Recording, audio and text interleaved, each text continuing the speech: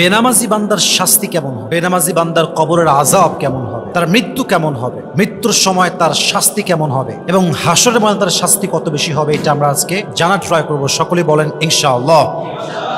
বেনামাজি বান্দার মোট শাস্তি হবে 15টা। বলেন যুবক ভাইরা, মোট কয়টা?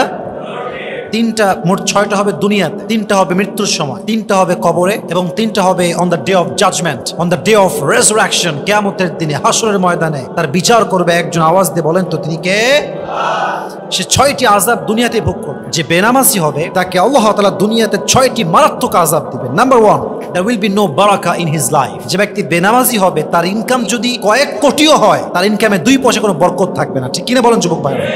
দেখবেন হুজুর মানুষ ইনকাম করে হয়তো বা 10, 15, 20 অন অ্যান অ্যাভারেজ, প্রাইভেট ইমামতি, মুয়াজ্জিনি, জুমার খুতবা দিয়ে, মাদ্রাসার একজন টিচার হয়ে খুব কম ইনকাম।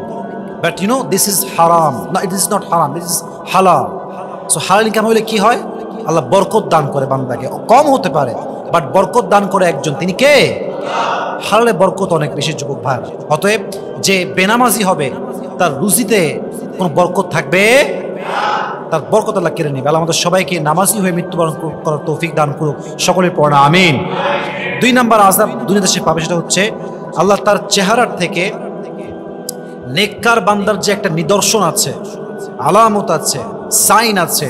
দেখবেন যারা 5 ওয়াক্ত নামাজ পড়ে, তাহাজ্জুদ পড়ে, দাড়ি রাখে, টুপি আছে, সুন্দর সুন্নতের পোশাক আছে, তাদের চেহারা একটা এক্সট্রা ভাব, সৌন্দর্য, নূর। যুবক ভাইরা বলেন তো আছে না নাই? চেহারাটা নূর আছে আলাদা, একদম সুন্দর লাগে দেখতে। দেখে মাদ্রাসার ছাত্র দিতে খুবই সুন্দর হয়। কারণ কি জানেন? 5 ওয়াক্ত নামাজ পড়ে, তাহাজ্জুদ পড়ে, কোরআন পড়ে, তার চেহারায় নূর, একটা এক্সট্রা নূর দিয়েছে একজন, তিনি কে? অতএব যে বেনামাজি হবে তার চেহারায় কোনো আল্লাহওয়ালাদের নূর থাকবে না। ভালো মানুষের নূরটা আল্লাহ তার থেকে কেড়ে নেবে। 3 নাম্বার, বেনামাজি বান্দা নামাজ না যত ভালো কাজই করুক তার কাজে কোনো মূল্য থাকবে না। আগে নামাজ, তারপরে অন্য কাজ। ফর এন এক্সাম্পল, বোঝা ট্রাই করেন। আপনার বাসায় আপনার মা না খেয়ে বসে আছে, অভাবী, কাপড় নাই, জামা নাই, তিনি ভালো নেই, অসুস্থ, আর আপনি মাশাআল্লাহ মানুষকে দিচ্ছেন টাকা পয়সা, মানুষকে দিচ্ছেন কাপড়। বাপের নাই, মায়ের নাই, বোনের নাই। বলেন তো বাপ মাকে না দিয়ে মানুষকে দিলে কোনো দাম কি আল্লাহর কাছে আছে? ফরজ নামাজ হচ্ছে সবচেয়ে ফার্স্ট প্রায়োরিটি। এটা যা ঠিক নাই তার কোনো কাজের কোনো দাম আল্লাহর কাছে নাই। বলেন সবাই নাউজুবিল্লাহ। এটা হচ্ছে 3 নাম্বার আযাব দুনিয়াতে সে পাবে। 4 নাম্বার, বেনামাজি বান্দা যত দোয়া করুক আল্লাহর কাছে তার দোয়া কবুল হবে না। অনেকে বলে হুজুর আমার দোয়া কবুল হয় না, আমি তো মুসলমান, আমারও তো ঈমান আছে, আমিও তো আল্লাহকে বিশ্বাস করি, কবর বিশ্বাস করি, হাসর নাসর সব মানি, বাট আমার দোয়া কবুল হয় না কেন? হাদিসে আসছে, নবীজি বলেছেন যে বান্দা 5 ওয়াক্ত নামাজ ঠিক মতো পড়ে না, যে বান্দার 5 ওয়াক্ত নামাজের কোনো খবর নাই, তার দোয়া আল্লাহ কবুল করবে না। 5 ওয়াক্ত নামাজ নাই যার, দোয়া কবুল হবে না তার। এই যে দোয়া যদি কবুল করাতে চান নামাজি হয়ে থাকার দরকার। যুবক ভাইরা আছে না নাই? 5 নাম্বার, যে ব্যক্তি বেনামাজি হয় দুনিয়াতে থাকা অবস্থায় প্রত্যেকটা মুহূর্তে তার জীবন কাটে এমন অবস্থায় আল্লাহ তার উপরে অসন্তুষ্ট থাকে। প্রত্যেকটা মুহূর্ত কাটছে বেনামাজি বান্দা এমন অবস্থায় যে আল্লাহ তার উপরে রাজি নয়, খুশি নয়, সন্তুষ্ট নয়।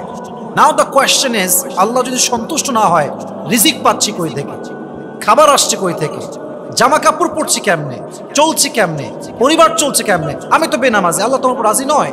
উত্তর হচ্ছে আল্লাহ বলছেন, হাদিসে আসছে, আল্লাহর কাছে দুনিয়ার মান, দুনিয়ার ভ্যালিউ, দুনিয়ার মূল্য যদি মশার একটা পাখার পরিমাণ হতো, আল্লাহ কাফেরদেরকে পানিও পান করতে দিতেন।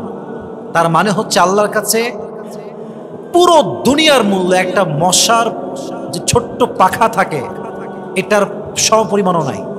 এই জন্য আল্লাহ বান্দাকে বেহিসাব দেয়, নামাজি হলেও দেয়, বেনামাজি হলেও দেয়। বলেন তো পৃথিবীতে কাফের, মুশরিক, মুরতাদ, খ্রিস্টান, ইহুদি আছে না নাই? তাদের খাবার আছে না নাই? বাসা আছে না নাই? তাদের দেশে প্রধানমন্ত্রী আছে না নাই? সব আছে। কারণ কি? আল্লাহর কাছে দুনিয়ার কোনো দাম নাই। এজন্য যে দুনিয়া অনেক বেশি পেয়েছে, বুঝবেন কথাটা, যে দুনিয়া অনেক বেশি পেয়েছে সেজন্য না ভাবে যে আল্লাহ আমাকে অনেক ভালোবাসে। আবার যে দুনিয়া একদমই পায় নাই, খুবই গরিব, সেজন্য এটা না হবে যে আল্লাহ আমাকে ভালোবাসে না। আবার যে ব্যক্তি মধ্যবিত্ত পরিবারের, সেও যেন এটা না ভাবে যে আল্লাহ মনে আমাকে অনেক বেশি ভালোবাসে। মূল ব্যাপারটা হচ্ছে আল্লাহ কাউকে দিয়ে পরীক্ষা করে, আল্লাহ কাউকে না দিয়ে পরীক্ষা করে। পাওয়া না পাওয়া দুটোই আল্লাহর পরীক্ষা। আল্লাহ দেখতে চায় বান্দা পাওয়ার পরে কি করে, আল্লাহ দেখতে চায় আমার বান্দা কিছু না পেয়ে কি করে। প্রত্যেক অবস্থায় যে শুকরগুজার হবে তার নিয়ামতকে বাড়াই দিবে একজন, তিনি কে? অতএব যে ব্যক্তি বেনামাজি হয় আল্লাহ তার উপরে কখনো রাজি বা সন্তুষ্ট হতে পারে না। আল্লাহ আমাদেরকে বোঝার তৌফিক দান করুক, সকলে পড়া আমিন। 6 নাম্বার, যে ব্যক্তি বেনামাজি হবে তাকে দুনিয়াতে আল্লাহ তাআলা ইসলামের যে নিয়ামত সমূহ আছে নিয়ামত সমূহ থেকে বঞ্চিত করবেন। সে ইসলামের কোনো নিয়ামতই পাবে না, কারণ সে বেনামাজি ছিল। এই জন্য বেঁচে থাকা অবস্থায় যুবক ভাইরা নামাজি হওয়ার দরকারটা আছে না নেই? 6টা আযাব দুনিয়াতে সে পাবে। 3টা আযাব সে পাবে মৃত্যুর সময়। প্রথম, মৃত্যুর মুহূর্ত যখন বেনামাজির হবে অত্যন্ত দুর্দশাগ্রস্ত হয়ে সে মারা যাবে। তার অবস্থা হবে করুণ, তার অবস্থা হবে বড় কষ্টকর। তার এমন একটা অবস্থা হবে যে অবস্থার বর্ণনা দুনিয়া কোনো মানুষ দিতে পারবে না। কারণ যে মৃত্যুবরণ করে সেটা কি কষ্ট পায়, এতটা পেইন তার হয়, একমাত্র সেই তার স্বাদ গ্রহণ করে, আর কেউ তার ব্যথা বুঝতে পারে। হাদিসে আসছে মৃত্যুর পূর্বে মালাকুল মউত বেনামাজি বান্দার সামনে এসে দাঁড়ায়। তার কালো ভয়ঙ্কর পোশাক, নীলাভ বর্ণের দেহ, পা থাকবে জমিনে, হেড তথা মাথা থাকবে আকাশ বরাবর। এত বিশাল লম্বা দেহ, কুৎসিত চেহারা দেখে বেনামাজি বান্দার চোখ বের হয়ে আসবে, অন্তরে কম্পন তৈরি হবে, প্রত্যেক দেহের অঙ্গ প্রত্যঙ্গ থরথর থরথর করে কাঁপবে। মালাকুল মউত ধমক দিয়ে বলবে, ইয়া আইয়াতুহান নাফসুল খাবিতা উখরুজি ইলা গাযাবিল্লাহ, এই বেনামাজি বান্দা বের হয়ে আয়, আল্লাহর গজবের দিকে বের হয়ে আয়। কেমনটা দুর্দশাগ্রস্ত হবে?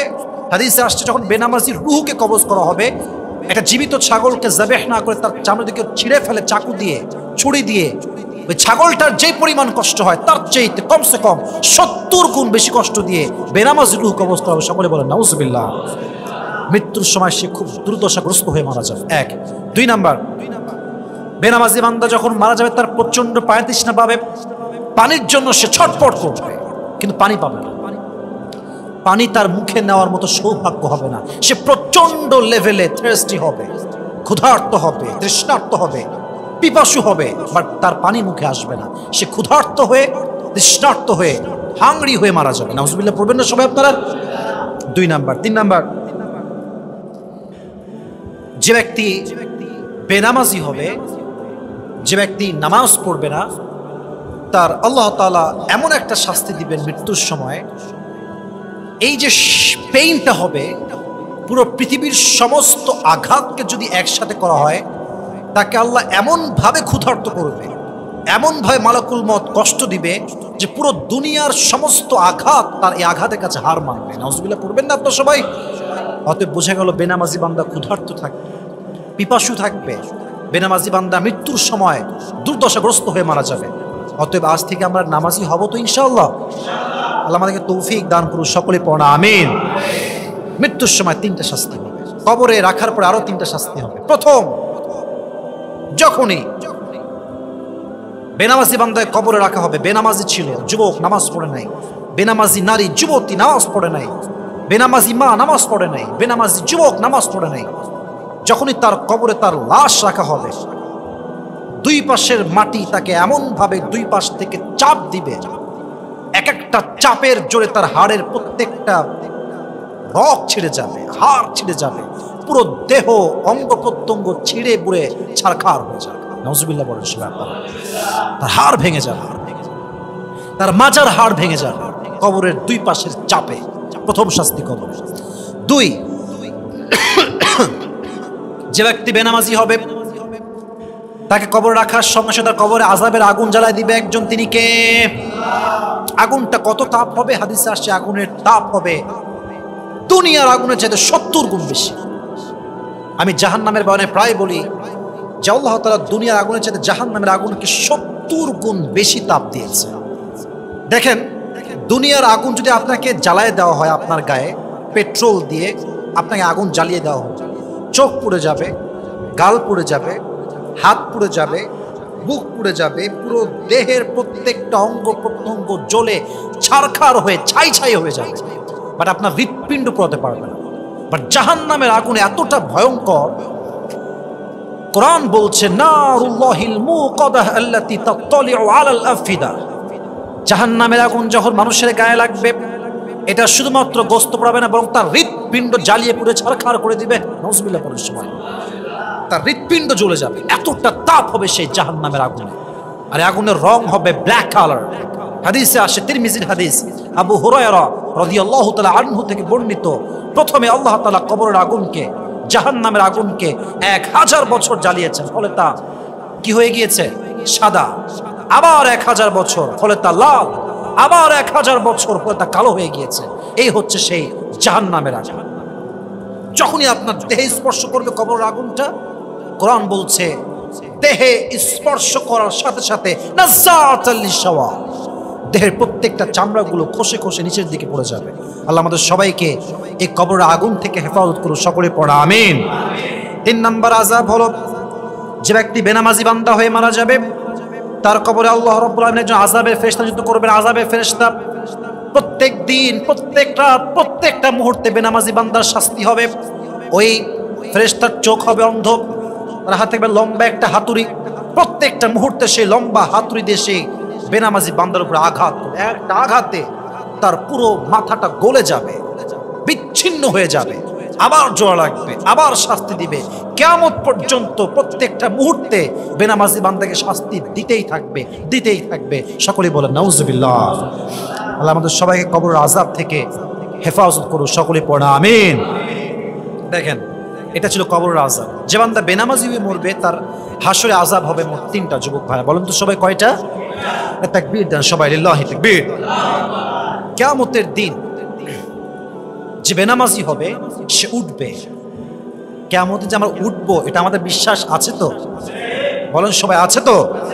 আওয়ালা ইয়াযকুরুল ইনসানু আন্না খালাকনাহু মিন ক্বাবলু ওয়া লাম ইয়াকু শাইআ, মানুষ কি ভুলে গেছে সেই দিনের কথা?